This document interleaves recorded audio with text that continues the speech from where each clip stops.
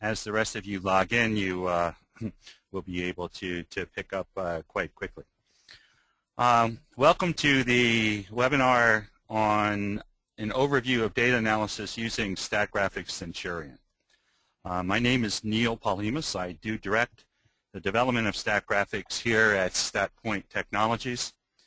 What I'm going to be doing today is to try to give those of you, all of you actually, who have logged into this webinar, an idea of how one does data analysis using Statgraphics. I know that for some of you this will probably be new. For some of you, I'm sure you've used the product before. But I always find that it's quite useful to see how someone who's used the program a lot, like myself, uses the software, any software product, to get an idea of how it's been designed, how it's intended to be used, and so forth. Before we begin, though, I'd also like to offer our condolences to any of you who may be viewing us from Japan. We've been seeing, obviously, some horrible pictures coming out of there, and we wish you all the best as this all evolves. To get into the topic, let me go ahead and tell you a little bit about Statgraphics. Now I'm going to show you just a few PowerPoint slides here to talk about a few topics, and then we'll get quickly into the program so you can see how it works and some of the things I want to show you. What is Statgraphics? Well, Statgraphics is a general purpose data analysis and data visualization program that it's been designed as a standalone application to run under Microsoft Windows. It works very nicely with various Office products, and in fact a lot of people do maintain their data, for example in Excel, use Statgraphics to analyze it, and perhaps use Word for the output. The program is designed to be relatively easy to use. Most of the folks who use Statgraphics use it as part of their job function, maybe once in a while, not every day, although some do. Most don't. So it really has to be easy to get back into if you've not used the program for quite a while. As it says on the slide here, it's been designed to take data from various sources, and we can bring data in from Excel, we can query databases and so forth, and do various types of analyses, both graphical and numerical, to extract the important information from that data.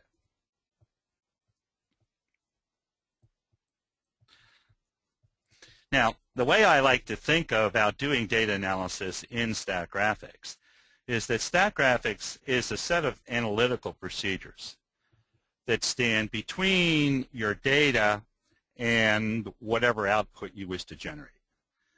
So on the left here we have your data source, be it Excel, be it the database, be it a text file. That data is typically brought into Statgraphics to do various types of analyses, and then the output is sent someplace else, either to a printer, to Word, to PowerPoint, back to Excel, or perhaps published as HTML so that other people in your organization can view it using only a web browser. There are two types of basic data analysis that you can do using Statgraphics. The first is exploratory data analysis, which might also be called data mining. And this is basically where you take a set of data and look at it. Try to find out what's going on in the data.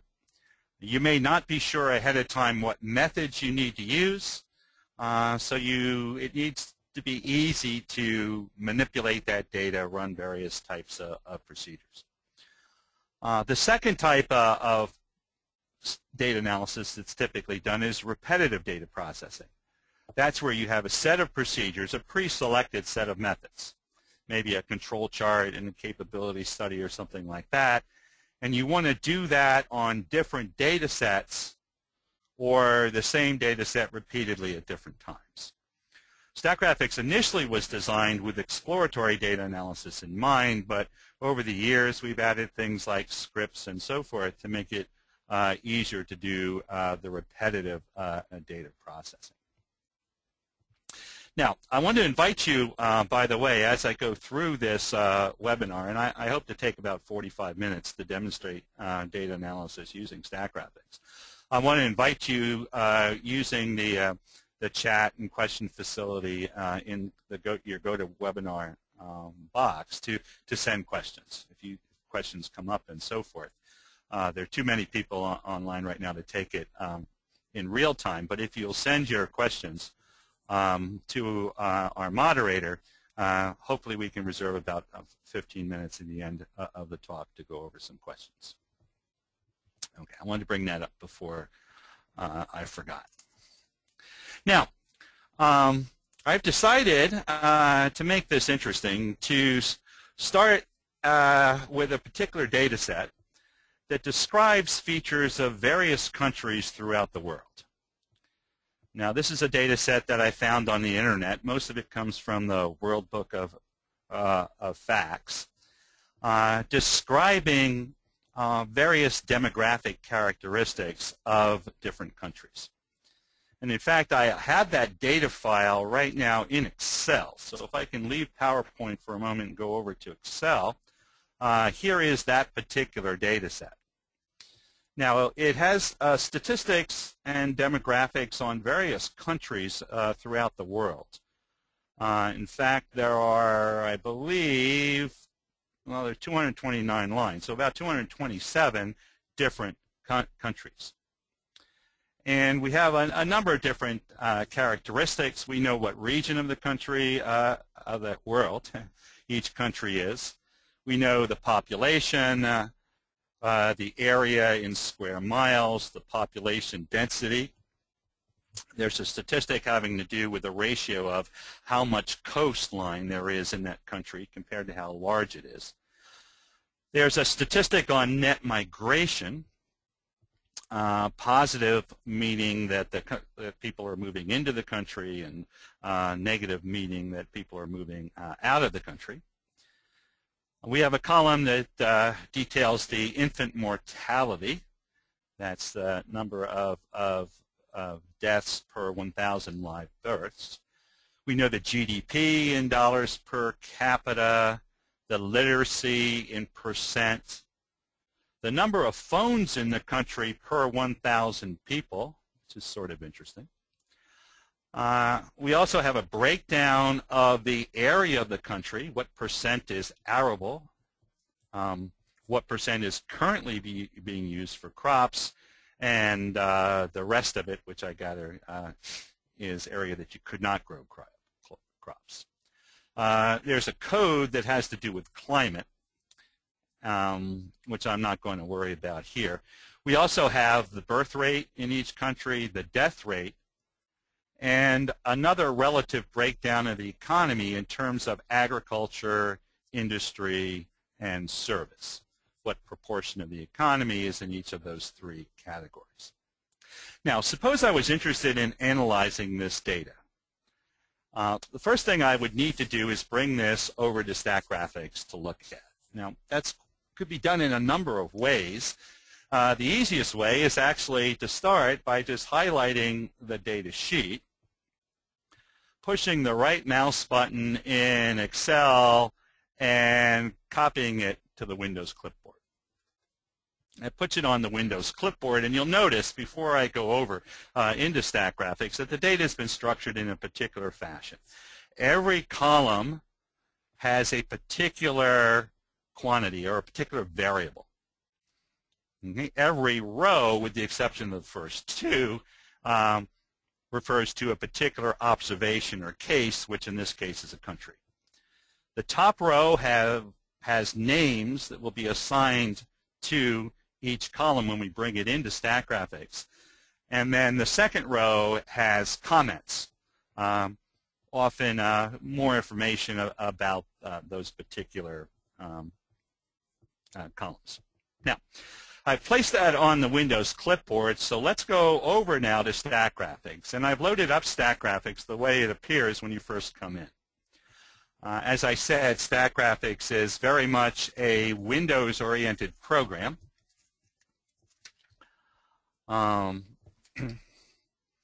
It's got a data sheet in the middle, and in order to analyze data, it needs first to be placed into that data sheet.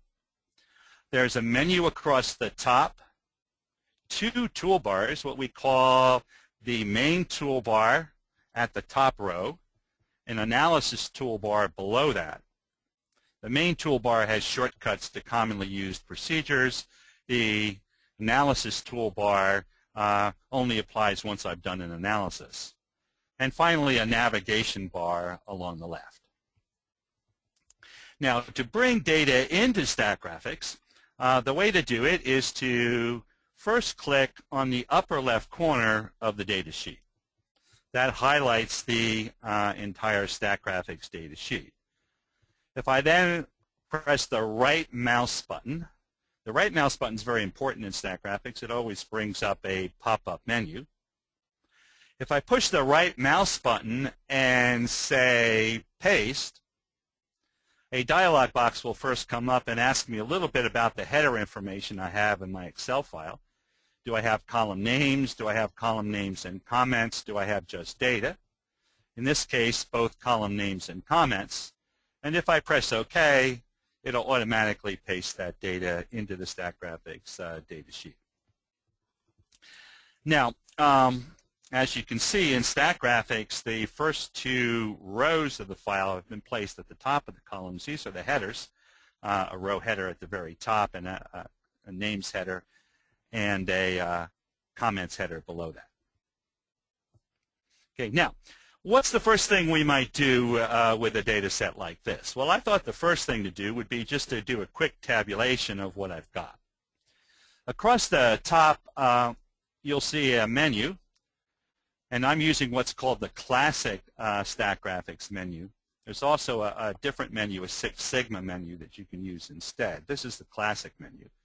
It's got items like File, Edit, which are common to most Windows programs.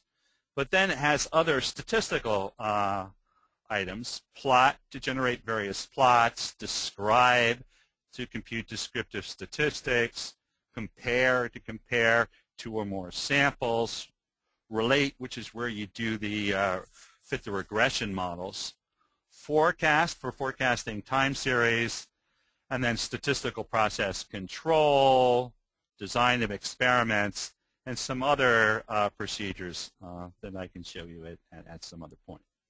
Now, I'm going to start by selecting something from the Describe menu. And you see the first two selections under Describe are numeric data and categorical data. If I go to categorical data, the first choice there is tabulation. Now, what this will do is this will take a categorical column, for example, region, and do a tabulation, basically count how often different things occur in that region column. So let's take region, and I'll click on the name and then press the arrow to put that name in the data field.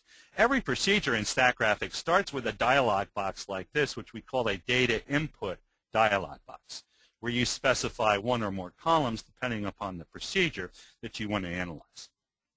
Okay, let's press OK. Once I press OK, a second dialog box will come up. This will show me different tables and different graphs that I can create. By default, it'll give me an analysis summary, a frequency table, a bar chart, and a pie chart. That sounds good. And if I just take the defaults by pressing OK, a new window will open, what we call an analysis window, consisting of multiple panes. There are two panes on the left that give me a summary of the data, and in fact there are 227 countries. That's the number of observations divided into 11 categories. And below that, a table showing how often each one of those categories occurred. Now, in Statgraphics, you usually get the data, the results, shown in multiple ways.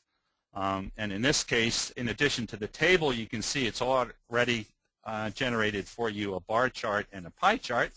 They've been put in the panes on the right. Now, in Statgraphics, when you have a multiple window like this, if you double-click in a window, it will enlarge that particular window. Double-clicking again puts it back. Here's my pie chart. Now, there's a little overlapping going on here, but in Statgraphics, you can, on any graph, once you've maximized the pane, grab anything that might be in the way and move it someplace else. So if my legends happen to interfere with the graph, it's easy enough to push them to the side. Now, I can also change this chart around a little bit. And as I said, in Statgraphics, you have to get quite used to using the right mouse button. If on this graph, for example, I push the right mouse button, a pop-up menu will come up. And again, in this case, I have some options that would be useful. You'll always pretty much have 3 selections at the top of your pop-up menu when you're looking at a chart or a table. There'll be pane options that are specific to the single pane that you're looking at, the single table or graph. You'll have analysis options, which apply to this entire analysis window. And then you have graphics options, which is where I'll go a little bit later to change colors and styles and so forth. Well, pane options is a good place to go here because I can now choose different things to display. In fact, I'm going to turn off the legends and put perhaps the labels and counts on the pieces of the pie. If I then press OK, you'll see a little bit of a change. And again, I see a little bit of overlap, so I'll take my mouse and just drag that a little bit so it doesn't overlap so much. Here's a summary of the data we're going to be looking at today. There were, as I said, 227 different countries. The largest segment is 51 countries in sub-Saharan Africa, 45 countries in Latin America and the Caribbean, 28 in Western Europe, and so forth. So it gives you a general idea of the data that we're going to be looking at. Now, region, of course, is a categorical factor, right? It's not numeric. It simply divides my observations into categories. A lot of what we do, of course, with a statistical package has to do with not analyzing necessarily categorical data, but perhaps quantitative data. I have a column in the file which I've found pretty intriguing. And I only started looking at this data yesterday, by the way. But it's the infant mortality. Infant mortality is a measure of the number of deaths per 1,000 live births. And it's pretty interesting variable. Now, if I have a column of numeric data like that, a good place to start off with is under the Describe menu again. Under Describe Numeric Data, and here you'll find what's called the one variable analysis procedure. This will take a column like infant mortality and generate various types of analyses automatically. So let's go ahead. And again, this will start with a data input dialog box. I'm going to pick infant mortality, click it into the data column, press OK. And now I'll be offered quite a number of different tables and graphs. By default, it's selected an analysis summary, some summary statistics. That's good. It's selected a scatter plot, a box and whisker plot, and I'm going to add to that a frequency histogram. Yeah. If I now press OK, it will read that data, generate what I've requested, and again, I'll pull up a analysis window. This window has a total of 5 panes. It has 2 panes on the left-hand side, an analysis summary and some summary statistics. The summary statistics give you things like averages and standard deviations and other types of statistics. On the right-hand side, you can see a scatter plot, a Box-and-Whisker plot, and a histogram. Now, fairly interesting to look at this data, and the first plot I'll double-click at, will be the scatter plot. Now, this is a one-variable scatter plot, so the only column that's really relevant is the x-axis here, where it shows infant mortality. And infant mortality varies from some very small values to some rather large values, almost 200 deaths per 1,000 live births. Now, on the vertical axis, incidentally, the data have been what we've called jittered. Jittering means that it's been simply randomly scattered to give you an idea, a visual idea of where the points are most dense, as they are from about 0 to 30, and less dense as they are as things get larger. Now, if you'd like to identify some countries, this is where these toolbars come into play, particularly the lower toolbar, the analysis toolbar, which has an identify button. If I pick, for example, the column country, and then tell it I'd like to click the points to label and press OK, it will now allow me to click on the different points to identify potential outliers, at least some of the more interesting points. And for example, you can see the country here. If I click on the high country here, the country with the highest infant mortality is Angola. Second highest, Afghanistan. Third highest, Sierra Leone.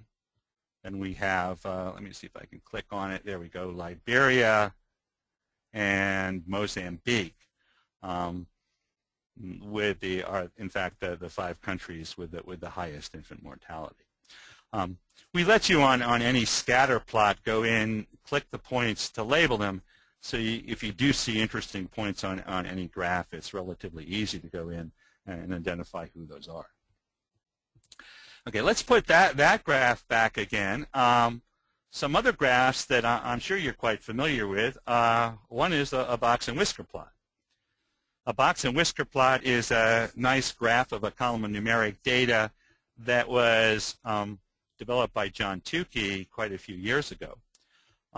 It consists of a box covering the center half of the data, whiskers to the smallest and largest data values. So typically the smallest data value would be here, the largest data value would be here, with the exception that if there are outside points, potential outliers, points far away from the rest, they're shown as individual point symbols. So in fact, here are those 5 countries that I clicked on, identified as unusually far from the others. Likewise, you can see a vertical line at the median and a plus sign at the mean. Very interesting summary graph that a lot of folks like to use. Perhaps a little bit more standard if you don't use Box-and-Whisker plots. I'm sure you do use frequency histograms. And one thing you can see about the data for infant mortality is that it's quite a skewed distribution. You have a very large peak at the bottom with a lot of countries at very low levels of infant mortality, and then a rather long tail, unfortunately, to the high side. Now, that's not a very normal distribution, obviously. You really wouldn't want to assume that that was normally distributed in any sense.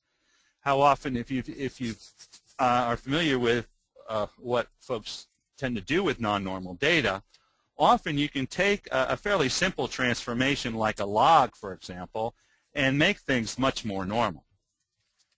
In fact, that's quite simple to do in Statgraphics. If you go back to that analysis toolbar, that's the lower toolbar where I found that labeling button, but you go all the way to the left, you can bring back the original input dialog box where I initially put infant mortality. And if you want to do a transformation such as a log, the simplest thing to do is actually just type it in. If I type in, for example, log, open parens, of infant mortality, close parentheses, and then press OK, it'll modify the analysis so that what it's doing graphs and statistics for now is the log of infant mortality. And what amazed me yesterday when I did this for the first time is what a good transformation the logarithm is in terms of making the data more symmetric. Now, not necessarily a normal curve, but definitely more symmetric. And in fact, if you go back and look, for example, at what it did to the Box-and-Whisker plot, here's the Box-and-Whisker plot. You couldn't find a more beautiful, symmetric Box-and-Whisker plot than that. The median is right in the middle of the box. The mean and the median, the mean's that little plus sign right on top of the median. The whisker is almost identical in length. So there, it's quite a good transformation to make the data, in this case, at least symmetric. Now, in addition to the statistics, the graphs on the left-hand side, we're also computing various summary statistics. And if I double-click, for example, down here on the lower left, you'll see some summary statistics that have been generated. Right now, it's computed by default, and I can ask for others: the count, the average, the standard deviation, the coefficient of variation, mean, max, range, and then some interesting statistics, one having to do with standardized skewness, and another having to do with standardized kurtosis. Now, some statistics you'll see are displayed in red. Statistics displayed in red are typically explained below by the stat advisor. And if you were to read the stat advisor here, you'd see that it tells you that the standardized skewness and standardized kurtosis can be used to determine whether or not the data could reasonably have come from a normal distribution. And it will tell you that both of the statistics should be between -2 and +2 if the data are normal. It'll also go a little bit farther and tell you that the standardized kurtosis value is not within a range expected for data from a normal distribution. Now, as I said, Statgraphics is very much designed for people to use it once in a while. Don't have to be a professional statistician. And I know that in some cases, some of the analyses that are generated will be new to some of the folks. So we've tried to add an interpretation with the stat advisor so that it becomes quite easy to use the software and hopefully use it properly on an occasional basis. Okay, now, so far I've run two procedures. I've got the tabulation procedure and the one variable analysis procedure.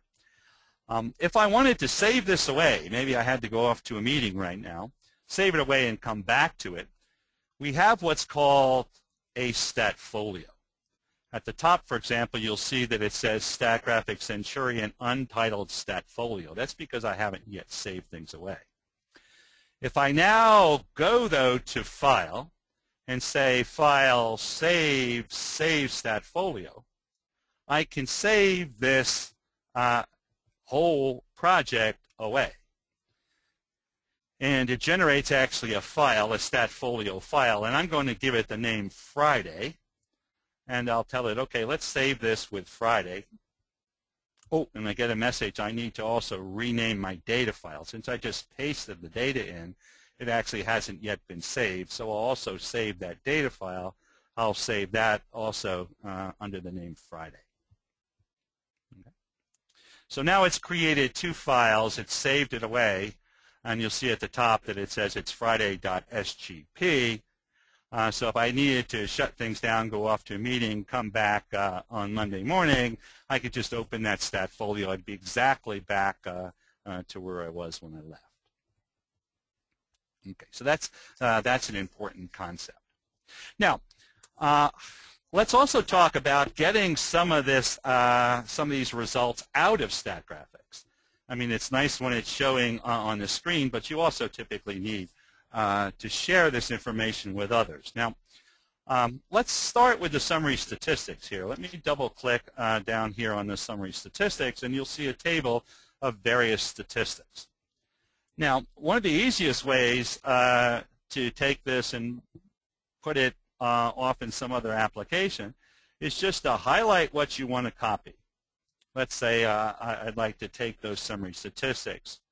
Right mouse and say copy. That'll put it on the clipboard. If I now go back to my Excel file, let's go back to Excel, and let's go down, for example, below the last country in my file. Click where I want to place it, say right mouse paste in Excel. You'll see that those results are just pasted back to your Excel file. You'll also notice that they're pasted, the numeric values, as numbers. So if you wanted to pick those up in some other calculation, you could do that. And the same thing could be done to PowerPoint or Word or whatever. Likewise, if I had a graph, for example, this histogram that I wanted to share with folks, I can maximize it again, make sure I've got the graph I want, right-click, copy, go back to Excel, click where I want it, right-click, paste, and it will be pasted into Excel as a picture object, which means I can grab the corner and maybe resize it if that looks a little bit better. Okay, so it's quite simple to take the results of Statgraphics and put them in some other application. That's if I wanted to do it, for example, one graph or one table at a time. Going back to Statgraphics, though, we have another feature, something called the Stat Reporter. Okay, once you've generated a number of graphs and tables, you might want to take the entire analysis and put it into a report format. If I go back, for example, to my one variable analysis procedure now, right-click to bring up the pop-up menu, you'll see there's another option to copy this analysis to the Stat Reporter. Okay. Now, what the Stat Reporter is, it's another window. And if I go over to the navigation bar on the left-hand side, you'll see that it's taken now all those tables and all those graphs and actually copied them into a special report window.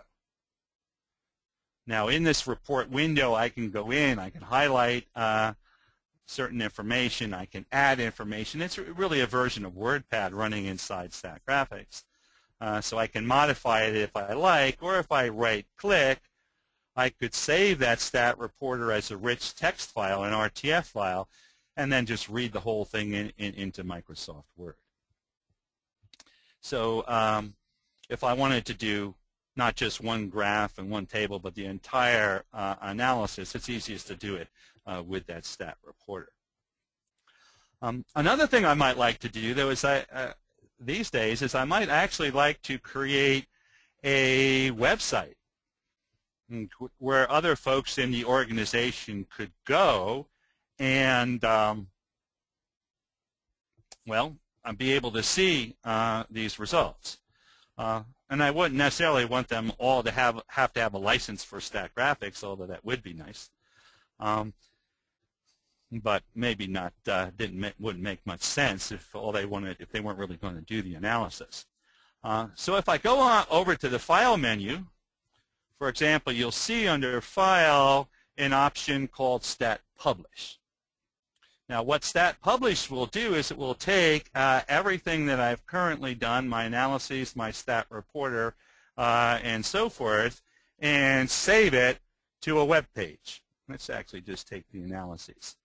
Now, you could pick a particular location on some one of your servers, for example. I'm just going to save it to my hard disk. Press OK. And what it's done is it's actually now published that Statfolio. And what do we mean by that? Well, we mean that anybody with a web browser could now go and look at the results. And I'm going to go to File, View Published Results. Okay, and it's going to now actually pull up a web page where it's saved everything I've done up until this moment with various links. Again, I'm in Internet Explorer right now, and if you wanted to see that frequency histogram, you'd simply click on a link for the frequency histogram. And again, I'm simply in Internet Explorer now. Everything's been published out so that anyone with their web browser can just go and view those results. So it's very easy to share your output either by generating an RTF file, copying individual tables, or you're saving everything as HTML. Okay. Well, that'll give you a little bit of an idea about how I would analyze a single column of data. It becomes more interesting, I think, when we have more than one column of data. And obviously, we have a number of columns of data in this data book, things that might, for example, be correlated with infant mortality. For example, you might think that poorer countries perhaps might have higher infant mortality than richer countries. To look for correlations, the first place I like to go is to the Relate menu. If I go to Relate multiple factors, you'll see a procedure for doing a multiple variable analysis. Now, for this multiple variable analysis, I'm going to take a whole host of columns, a lot of different numeric columns in the data set, put them into the data field, and press OK. Now, the first thing it's going to ask me actually is whether I want to use complete cases only or all data.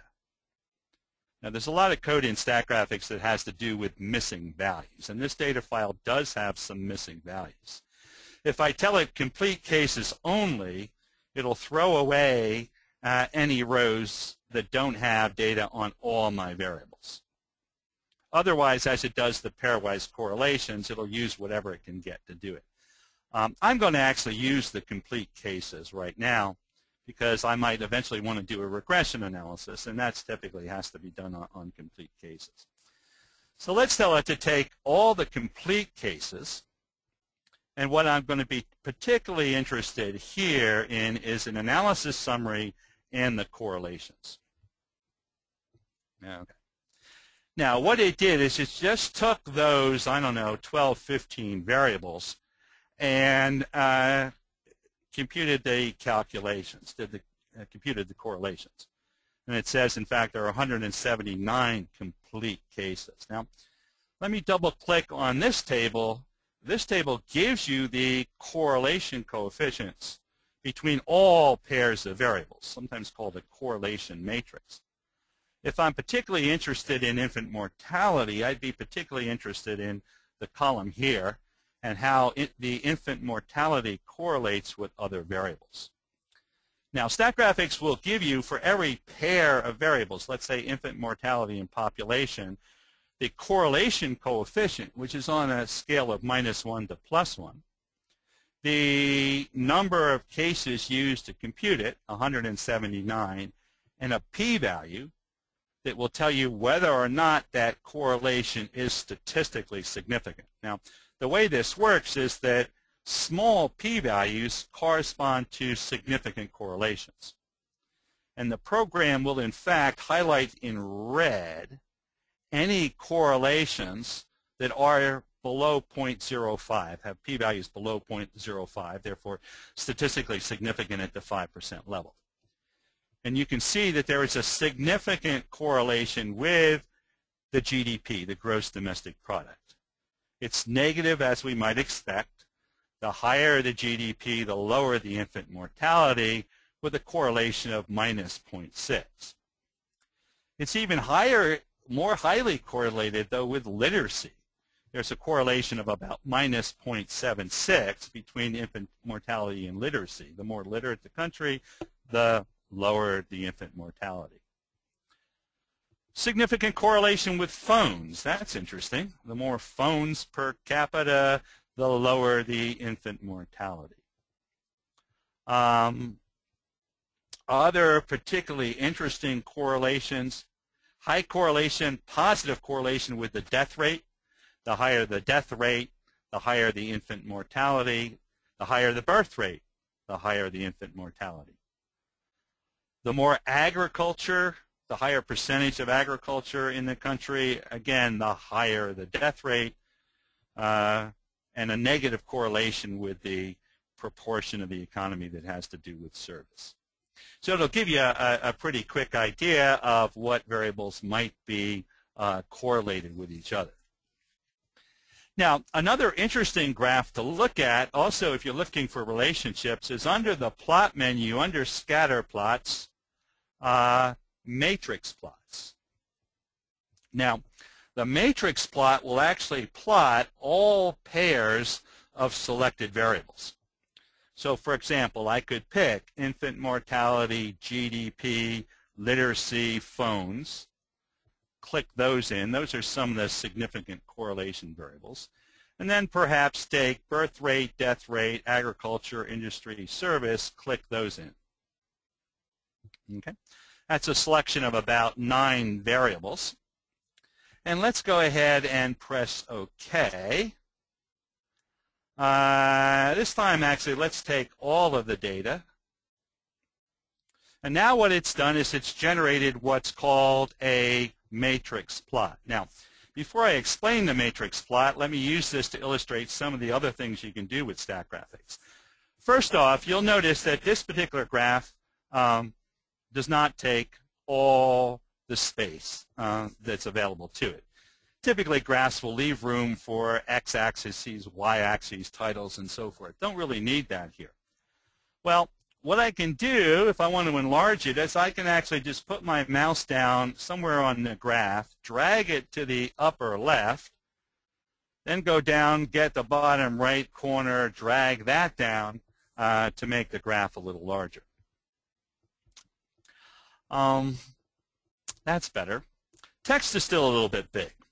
Let me push my right mouse button, and there's a very important option in Statgraphics, the Graphics Options dialog box, that will let you go in and change various aspects. I can change the colors, the sizes, and so forth. What I normally do here is I go to the All Fonts button, reduce the size of the fonts, maybe down to 9, for example. Or maybe I actually would want to go even lower than that. Let's see, we can even go down to 8. Make it a little bit smaller. Now, what you see here, incidentally, is it's called a matrix plot. It's all pairs of columns plotted one against the other.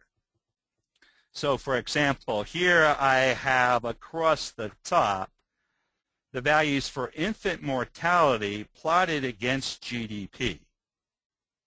Infant mortality plotted against literacy. Infant mortality plotted against the number of phones. Okay, every column in the top row has infant mortality on the y-axis. Likewise, every plot in the first column has infant mortality on the x-axis. It's a good way to look for relationships. Now, another interesting thing you can do with any scatter plot in Statgraphics is add a smoother. Adding a smoother often can help you see some of the relationships. So if I go back to the Analysis Options dialog box, for example, right here, and push the Smooth Rotate button, this will allow me to add a smoother to each of the plots. I just went ahead here and pushed Robust Lowest, which is a special type of smoother. And what it did now is it added a smooth line to each one of the plots. And you can see there are some fairly linear relationships. For example, infant mortality and birth rate is fairly linear. On the other hand, the relationship, for example, with GDP and also with phones is not. Well, that's another good time to come back to the input dialog box and, for example, ask for the log of GDP, for example, and perhaps the log of the phones, which I happen to know from looking at this yesterday are pretty good transformations. And now you can see, for example, that's gone a long way toward linearizing the relationship between infant mortality and GDP, infant mortality and phones, and so forth. So we have some considerably interesting and strong relationships between the data. Okay. Now, Let's talk a little bit about 3D plots. I haven't shown you any of the 3D capabilities in Statgraphics. This has all been two-dimensional plots. There also is a 3D capability. For example, if I go and do to plot Scatterplot's XYZ plot again, let's put infant mortality on the z-axis, which in Statgraphics is the vertical axis. Let's put the log of GDP on the x-axis. I know that's a good transformation to be using. And literacy, perhaps, on the y-axis. If I press OK now, OK a couple times, it'll generate for me, by default, a three-dimensional plot. Now, here we have the different variables. Infant mortality on the vertical axis versus log GDP and literacy. You'll also see some scroll bars. The scroll bars on the left and the right will allow me to rotate the graph to see it from various angles. And you can see that most of the points are toward the back and left. That's because, again, infant mortality tends to go down with both increasing GDP and literacy. So you can see that basically there's just a region toward the back left where most of the points are. Want to add a little bit more information? If I right-click, go to Pane Options, I can also code these points by region. Okay, that'll help me add some information. And you can begin to see that there is some definite grouping of the points. For example, in the back right, you see most of the countries in Western Europe, North America, North Africa, and so forth. Up toward the front left is primarily countries in sub-Saharan Africa, although there also are some countries in Asia. So anyway, that's a sort of a standard 3D capability that gives you a chance to see in 3 dimensions what relationships might exist. Okay, now I'm hoping that this incidentally will be one of the first of a whole sequence of webinars that I'll be able to do.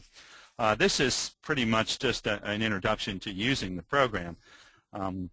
I think we have in the audience quite a few people probably who have never used the program, so I'm trying to give you a general idea of of how Statgraphics works. In some of the future webinars, I'll be highlighting more the statistical procedures. You can also go in, for example, and fit some interesting models to this particular data. One last procedure, though, I did want to use because it's quite interesting on this particular data. I wanted to do a cluster analysis. A cluster analysis will take a set of data like this and divide it into groups. For example, we might think that, you could perhaps divide this data into perhaps 3 groups. Okay, they're they're countries that are highly developed, some less developed, and some that are just beginning the development process. So I want to show you one more procedure. I want to go to Describe, this time multivariate methods, and go to a cluster analysis. Now, what I'm going to do is I'm going to take, first off, all the data here, all the numeric variables, population, area, density, coastlines, and so forth, and put those in as the data. Okay, so I have about 15 quantitative variables. Okay.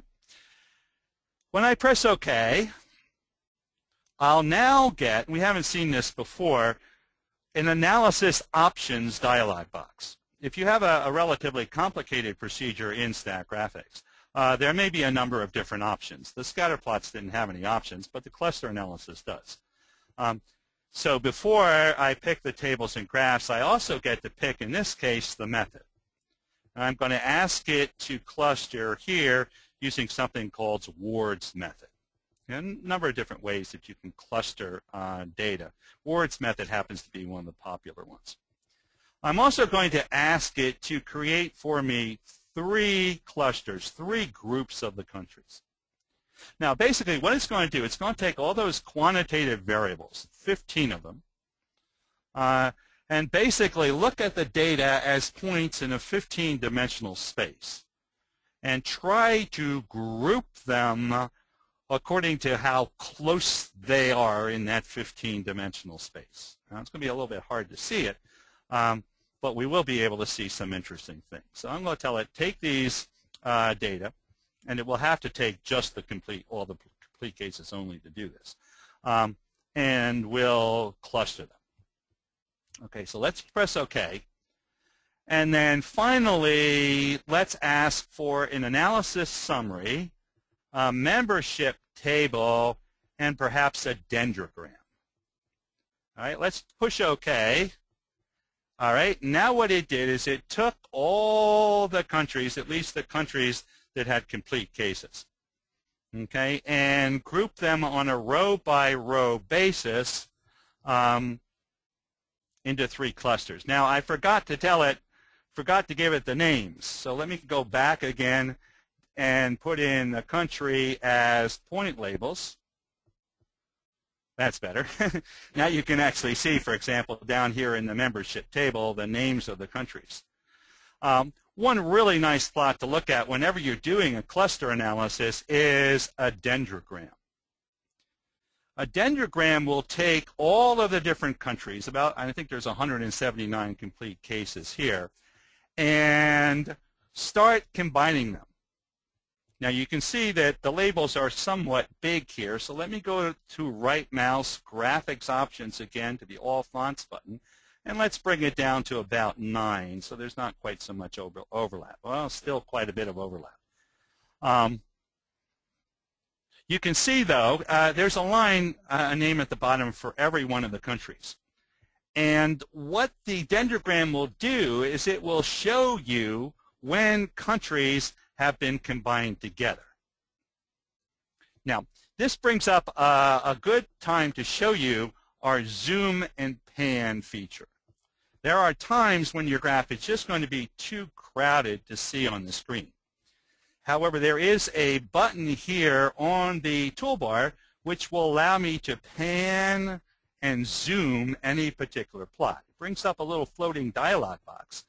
And if I now take the slider for the x-axis, I can zoom out. And let me zoom out just enough to actually get the first cluster of countries. This is the first cluster of countries here. And basically what's happened is certain countries that are very similar have been grouped early on. 2 lines joining 2 countries show them being grouped together. And basically, as I was trying to say, the algorithm begins with every country as a separate point in this 15-dimensional space. Finds the 2 closest points, puts them together. Finds the next 2 closest, puts them together. The next 2 closest, puts them together. And eventually joins countries until it gets down to the number of groups that you're interested in. And what you see on the vertical axis of a dendrogram is the distance when the 2 countries were combined. So you can see, for example, pairs of countries that were combined at a very close distance. They would be very similar countries. For example, if I turn my head a little bit, we have Mauritania and Yemen, for example, being combined at a very close distance. Uganda and Haiti must be very similar with respect to those 15 numeric variables. So that's basically my first cluster. And if I then scroll along, you'll see a second group of countries. Okay, let's see if I can get this, and maybe I'll have to zoom out just a little bit more. There we go. There's the whole group of countries. Albania, Georgia, what's that, Argentina, various other countries grouped into a second group. And then finally, if I scroll over some more, you can see over here a third group, which has countries like China, India, the United States, Brazil, and Austria. So basically what we've done is we've taken the data and asked it, look at how similar these countries are with respect to those 15 characteristics, divide them up into 3 groups. And from those 3 groups, hopefully we can learn some fairly interesting things. Okay. Well, that's about all the time I have. Hopefully that's given you a little bit of an idea about how we do data analysis in Statgraphics. Now, as I said, in the future, I'm going to be looking at a little bit more detail at certain sections of the program, like the regression section and the forecasting and the design of experiments and the process capability analysis and so forth. But for the first webinar here, I wanted you to get a feel of how I use Statgraphics. And hopefully it's given you some hints on some ways that you can do it as well. Okay, now I'm going to ask Craig whether there have been any questions that have come through. I see that he's actually sent me 5 questions. So let's see if I can go through the 5 questions. Okay, first question. When pasting data from Excel to Statgraphics, we must make sure that in the Excel sheet there's only the data we want to analyze and no information. Is that right? No. What you have to make sure of, though, is that what you copy to the clipboard has data and only data, with the exception of a header row. So, for example, if I just wanted to take a portion of this data, I could highlight it in Excel and then say right mouse copy, and it would put just that section on the clipboard. But you're right, when it's pasted into Statgraphics, it expects to see only names, possibly comments, and that's an option. You don't have to have the comment lines. But below that, data and only data. Yeah, if I tried to take this entire data sheet right now, which also includes the statistics down at the bottom and the graph, it might get a little bit confused. But as long as I took only rows 229 on up and copied that to the clipboard and then pasted that in, then I'd be all set to go. Okay, that's a good question. The second question, pie chart. Is there an easy way of sorting the items of the qualitative variables by decreasing order around the circle? Interesting question. Let's go back to that pie chart for a moment. There is no direct way of sorting them. However, if I push the right mouse button and go to Analysis Options, it will give me a list of the levels. And I can take, for example, Baltics, drag that ahead of Asia, and now it's put Baltics ahead of Asia. And then maybe I wanted who's second? Maybe Northern Africa. Again, right mouse, Analysis Options. Let's make North America right under Baltic. Okay, and again, I'm going to have to maybe manipulate my labels a little bit after the fact to make that look a little bit better. But there's not an automatic way to do it, but using right mouse Analysis Options, you can then drag them to change the order. Now, that sounds like a great option for version 17, though. I'm going to write that one down on the list and make sure somebody does that for version 17. Right now, it would take me a minute or two to reorder them. But that's an interesting question. Good idea. Okay, I'm sure you'll see that in the next version. I like that idea. Third question, would it be possible to get the data or its sort to practice? Yes. Okay, I found this on the website, It's all public domain data. I will just make sure I clean up my file, put in the references for you, and post the Excel file. Okay? So we'll definitely do that. You can look for that at statgraphics.com soon. Fourth question, in the one variable analysis, are countries considered replications? Oh, there's an interesting question. What you're trying to do, somebody has looked at what I've done and said, you know,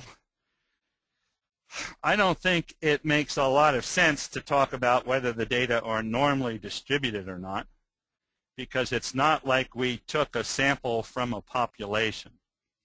You know, if you're going out there and taking samples of a product from a production line, you can often assume that the data are samples from some particular distribution, from a much larger population. In that case, it makes sense to, okay, talk about whether a normal distribution is appropriate, or a Weibull distribution, or a log normal distribution, and so forth. Right here, they're not really a sample of everything. They're every country in the world. And there's no way that I really would expect infant mortality to necessarily follow any particular distribution. So when I go in here and I say, you know, I look at the standardized skewness or something like that, that was back in the one variable analysis, and say it doesn't look like it came from a normal distribution, you'd say, well, of course not. It really doesn't come from a population. So I apologize for some of those talks, but it certainly doesn't mean that I can't find out some interesting things by looking at it and computing correlation coefficients and those sorts of statistics. I can still learn an awful lot from the data, although the idea that it's a sample from a larger population really not something that I should be. I shouldn't be talking that way. Good point.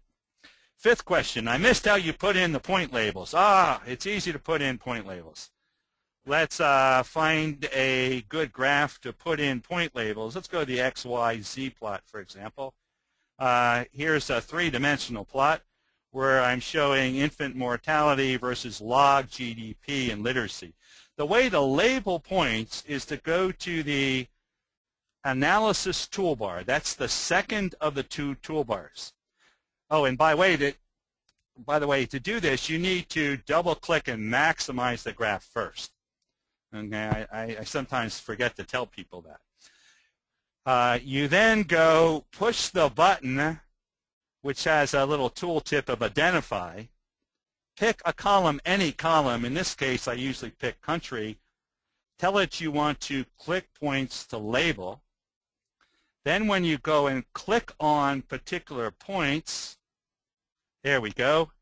It'll tell you that that is Tajikistan, that is Angola, that is Turkmenistan, and so forth. And these points, incidentally, these labels will stick with the points. So if you rotate things around, they will stick with the points, and they'll print out next to the points and so forth.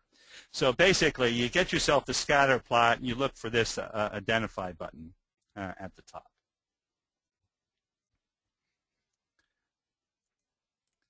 Okay, let's see. Is there a sixth question? So in copying and pasting to Statgraphics, no Excel formulas are supported. Correct.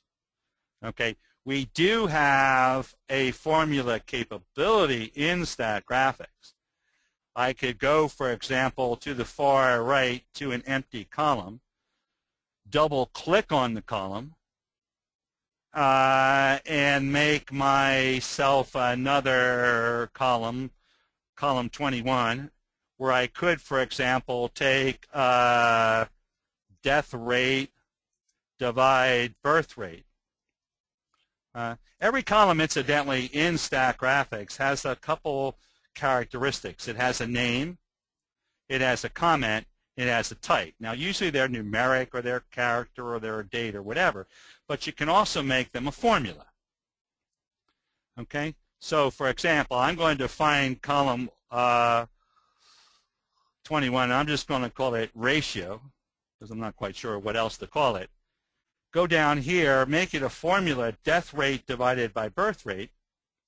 Okay, and now it's created another column. Now, that entire column, not just some cells, but that entire column has his death rate divided by birth rate. Whereas in Excel, you can specify different formulas for different cells in the same column. Not so in Statgraphics. Now, that's not the original question. The original question was when I pasted it in, the Excel data into Statgraphics, did I maintain the formulas? The answer was no. No, it's pasted by value. It's not a formula. We have our own formulas, as I said, but if they're pasted from Excel, we just pick it up by value. Now, a lot of people, I must say, in Statgraphics do go ahead and maintain their data in Excel for that reason. I mean, Excel does a lot of things very well. Cluster analysis, correlations, maybe not so well, right? So what we've tried to do is make it very easy for you to take data from Excel, bring it into Statgraphics, do your analyses, get the output out, so that if you're comfortable with all the nice features of Excel, keep your data in Excel, just put it into Statgraphics when you want to analyze it. Now, you don't have to do that. If you like the Statgraphics editor and so forth, you can use it, but you can also use Excel for what it does well. Seventh question, how to delete data sets completely before running stats on the next set without closing Statgraphics. Okay, when analyzing many data sets, even after deleting the previous data set, somehow I thought I ran under, okay. Well, what I would normally do if I was about to start an entire analysis is I would go up to the Statgraphics menu to File and Collect and say New. Now it's going to ask whether I want to resave anything. I'm just going to say no. Okay, and now I'm back to a absolutely clear session. Incidentally, if you're a version 15 user, this is version 16, there is no new option. In 15, you had to go to File, Close Statfolio to do the same thing. Okay? But it's usually a good idea, if you're going to take another data set and do another set of analyses on it, to save what you've done as one Statfolio, close it off, and then start a brand new Statfolio. Eighth question, can the cluster analysis, can the cluster dendrogram go vertical? I guess that means turn it around. I don't remember. But there's always one way to find out. Okay, let me, if I can, oops, no, I don't want to leave the webinar. Let me take that same data again. Now I want to make sure I don't get the graphs and so forth that I had. Let me just take this data here. I'm going to say Control-C to put it to the clipboard, go to Statgraphics, highlight the data sheet, right-click, copy, tell it it has column names and comments.